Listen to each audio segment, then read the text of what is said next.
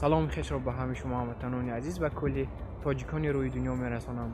بنده مهاجر 22 ساله تاجیک نموشم که طول 3 سال در شهر مسکو فدراسیون روسیه در مهاجرت مهنتی کار فعالیت خیش را دوام داده ایستادم. از مهاجرت چی آموختم؟ مهاجرت به من چی داد؟ از مهاجرت آموختم زبان را، آموختم یک دو کسب را که در آینده خود در فدراسیون روسیه خود در تاجیکستان به من البته که کمک خیش را میرسانند.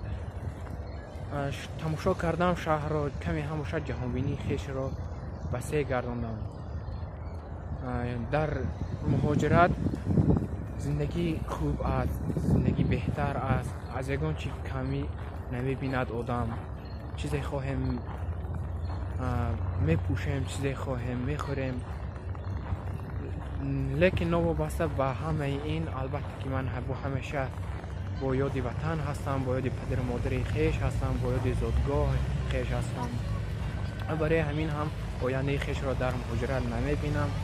میخوام باز یک چند سال دیگر آمده کار کرده در تاجیکستان یک شرایط بهترین خیش را برای زندگی بهترین کردن مهیا گردانم و به وطن رفته در آنجا در نزد پدر و مادر خیش، در نزد یار و دوستان زندگی خوشبختانه البته که دوام دهم. و اینچنین به هر یک مهاجر تاجیک، به هر یک مهاجر که در شهرهای فدراسیون روسیه مهاجر هستند چنین پیشنهاد دارم که آینده خیش را در فدراسیون روسیه نبینند، در وطن یک شرایط بهترین برای خودشان مهیا کرده به وطن و نزد پدر مادر خیش را. باقی سلامت باشید. خداوند مددگاری هر یکی ما و شما باد.